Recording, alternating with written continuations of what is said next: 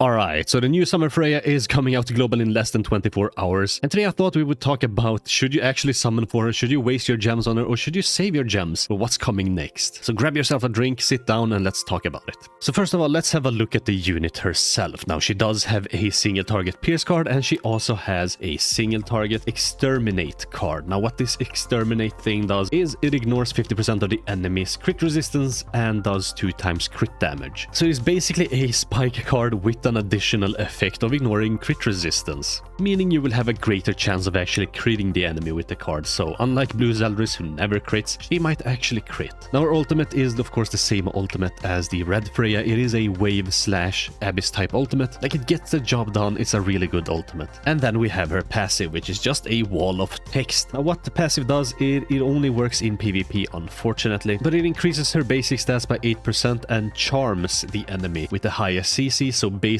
just the same thing as Ghislaine does. So he's gonna charm the enemy with the highest CC, meaning that enemy can only attack Ghislaine, or in this case, Freyja. But unlike Ghislaine, who reduces the enemy's attack stats, which of course doesn't work on the Archangel team if Mael is alive, or the one ultimate Escanor, what Freyja does is she's just gonna take less damage from the enemy's attacks by 40%. Additionally, when she deals damage with her exterminate skill, which is of course again this skill, the damage dealt by that skill is gonna be increased by 30%. So that is kind of nice, but I feel like this is sort of unnecessary to add here. Like, they could have just increased the numbers here, so I don't know exactly what that is supposed to do, but whatever. I guess it's so that it doesn't work in PvE content, I'm assuming, because this only works in PvP. And also, when she actually crits with one of her skills, from what I've seen, she crits quite easily, but anytime she crits, she will remove 1 debuff from all your allies, or it's just from herself. I don't know. Grand Cross database doesn't make that obvious in any way. But when she also crits, she will increase her all stats by 5%, and this stacks up to 3 times, so up to 15%. That's a very long passive. It does quite a lot of things, just like any sort of new unit releases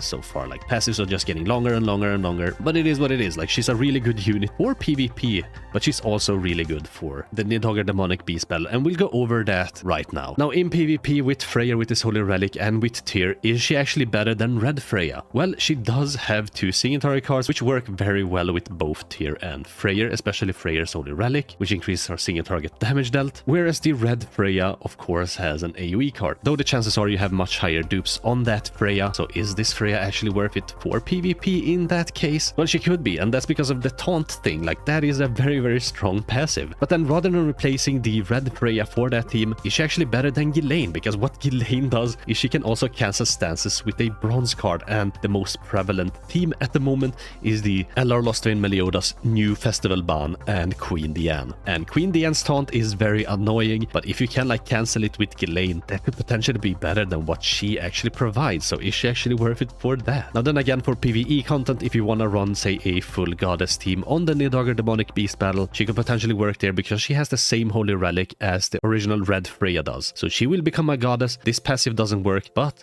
the Red Freyja's passive also doesn't work for that specific Demonic Beast battle, because the Holy Relic itself is basically a passive. So for the Goddess team, like, she could potentially work there. She does have 2 Signatory cards, and if you know what the Holy Relic does, it basically gonna make it so that anytime she attacks with a Signatory card, she will remove a stance on the enemy. And on the second phase, on the Nidhogger Demonic Beast spell, they do stance up quite a lot. They have like 3 or 4 stances, and then after a while, they also do another stance. So having 2 Signatory cards, like, you don't have to rely on RNG to actually get more Signatory cards, is very good. She also has a Pierce card, which works of course for the final phase there, and she could also potentially work for the Ragnarok team, though I'm not sure if she's actually better than the other Freyja. They appear to be about the same. They both have their like positives and negatives. Again, I mentioned the positives of having like 2 Signatory cards here. The negative, of course, is I believe in floor 3 you kind of don't wanna remove the stances all the time, so you are a bit punished there if you actually remove the stances on the second phase on the 3rd floor. But again, they both have the positives and negatives, and she could potentially work there. But then again, if she is your waifu, then of course just go ahead and summon for her. Like, it's your gems. I'm not gonna tell you exactly what to do. I'm just giving you a little bit of information so you can make an informed decision for yourself. Now then, that we've gone over what the unit herself does, is the banner actually worth summoning for? Well,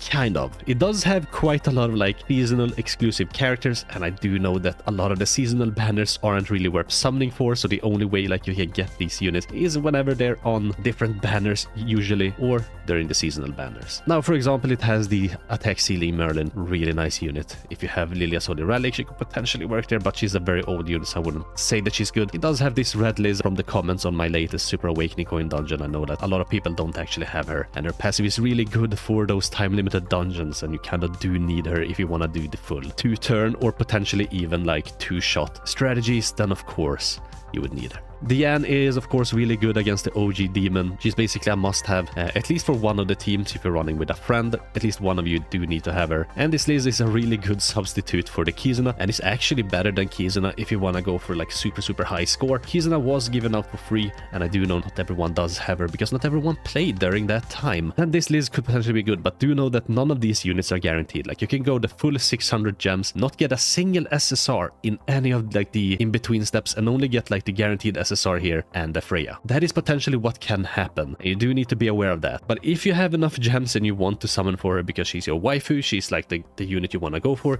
you're building a Ragnarok team and that is going to be your main team for PvP, you don't have the other Freyja, you don't have Ghislaine. She could potentially be really good for that team then. If you do have Tyr was almost a must summon, like he's so strong, almost festival level. So is she actually gonna make your team a whole lot better? Potentially. Like if you're in that situation, potentially that is gonna make your team a lot better. But if you do decide to actually waste your gems, and I say waste your gems because of like what we're going to get in the future, and we can actually have a look at what we've gotten in the past so we can sort of predict what we will get in the future. So if you have a look at this time slot from last year, at the end of the month we are gonna get a festival unit for the 3.5 global anniversary celebration. Now we don't know what this festival unit is. Last year it was Berserk Estarossa, and he basically revived the demon team. Before him, the demon team basically consisted of AM Melee, and we all know that AM Melee dropped off so hard because he came out after the one Escanor. That is why Netmarble tried to push AM Melee before Escanor, and the community outrage was enormous because Netmarble of course knew people were gonna spend on Escanor, and when they got Escanor they weren't gonna spend on Melee because that team didn't really work out that well. And so they tried to push AM Melee before Escanor. The community backlash was enormous, and so they didn't. They kept the original like release schedule, same as they did on JP on global. But the point is, Estarossa basically revived the demon team, and then Perg Melee came out and the demon team was so dominant until very recently. Now I do believe Transcendent Ban and LR Melee and Diane, that is sort of the best team. They can get countered of course, but it's such a good team anyway. Like it's so good, and if you don't have the perfect counter for it, like you can quite easily get super screwed. So then what can we actually expect at the end of the month? Like what units can we expect? Well, in the story right now we do have the Demon King Zeldris fight. We were just fighting him. I'm not sure we actually beat him just yet, or perhaps we did. No, we didn't. So it ends off where like all the rest of the sins come and join Elizabeth and Meliodas. That's where it ends off. So it's gonna be a big fight against the Demon King. That could potentially be the release of the story as well, like the story update for that specific part. And they could release Demon King Zeldris here, or they could release him on the Merlin time slot where Infinity Merlin came out at the end of September. So basically in 2 months time there's gonna be another festival in between there. There's also gonna be a collaboration most likely. Last year the collaboration in this time slot was the ReZero collab, and then we also got the Shield Hero collab. So most definitely between these two collaboration releases we might actually see another collaboration release. And if we go by like the past leaks, it is highly likely that the collaboration might be Attack on Titan. It would coincide with the final season of the Attack on Titan anime, and we could potentially see 2 new characters as well as a revamp of the old characters. Maybe 1 or 2 of those characters are gonna get an LR. They will most definitely get Holy Relics. It's gonna be a big thing. You don't want to miss out on that. So like saving your gems for this part here, like there's so many things coming out now. The first half of the year is basically a hit and miss. Like there are some units that you can summon on, but mostly you should be saving. The second half of the year is where you're gonna have your big hitters. Like you're gonna have 4 entire festivals. So basically Berserk Estarossa this time slot here, end of July, end of September. And then you're gonna have your November and December festivals, which are gonna be your biggest festivals. In this time slot, I can most definitely assure you we are gonna see Chaos Arthur. That is my belief. Probably in November and December is either gonna be Demon King Meliodas or True Magic Meliodas. And then after that, we're most likely gonna go into the Four Knights of the Apocalypse territory in terms of story. So that is what I believe for like the end of the year. It's gonna be so big. We might see 1 or 2 collaborations also. And in the latest dev notes, they were talking about how they are thinking about making a Demonic Beast unit for the Nidhogger Demonic Beast battle. So the Nidhogger Demonic Beast battle is gonna be a lot easier with that unit, and you do want to make sure that you have at least 600 gems saved for that unit. Now we will get quite a lot of gems during these festivals. We might even get like 200 or 300 gems during the 3.5 anniversary festival. Then later down the line during the November and December festival, we're gonna get some more gems. And in between here, we're gonna get quite a lot of gems as well from like logging rewards and stuff like that. But there's so much coming up that I don't actually think the Freyja is actually worth summoning for, unfortunately. Like, I don't actually think she is worth summoning for that simple fact of what we're gonna get. Now, of course, you can do whatever you want if you do have the Ragnarok team built out and you're only missing like Freyja. Or you don't have the red Freyja and you want her for like the goddess team for a Nidhogger fight before like the Nidhogger Demonic Beast unit, the specific one, releases. If it ever releases, it will most likely release. But like if it ever releases, like if you don't want to miss out on so many weeks of being able to farm the Demonic Beast battle, then of course summon for her. If she's your waifu, she's like the unit you love the most, then summon for her. And don't feel bad about missing out on like a collaboration or a festival. Those units might come back. The collaboration might not. But like the festival units will of course come back in future festivals. We will most definitely see whatever this festival is by the end of the year, either for the November or the December festival. So like don't feel bad about actually missing out on the festival character, but perhaps the collaboration units, because we do of course know that collaboration units bring a lot of human characters and a lot of unknown characters. Now of course the human characters are gonna work with the Ban, they're gonna work with like the one ultimate with the human buffer Roxy, they're gonna work with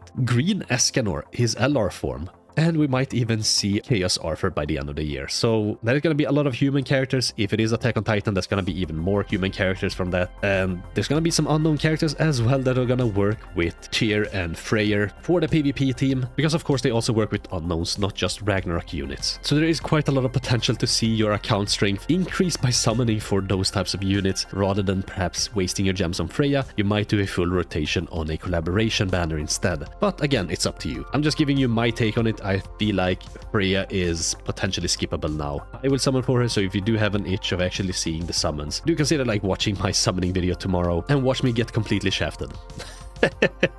I just know it's gonna happen and I'll get completely shafted, it doesn't matter. I just want one of every units and that's why I'm summoning. Again, if you're like pay to win, like you're of course gonna summon for whatever you want. Even if you're free to play and you don't have that many gems, like you're gonna summon for whatever you want. But I'm just giving you my opinion and that's my opinion, so skip if you want to, summon if you want to, do whatever you want. I would honestly suggest that you skip because of all the good things that we will get in the near future as well as like by the end of the year. So yeah, I guess that rounds off the video. Do let me know down in the comments if you will be summoning for the new Freyja. But with that, that's it for me. Thanks for watching. Hope you have a most wonderful rest of your day, and I guess I catch you in the next one. Bye.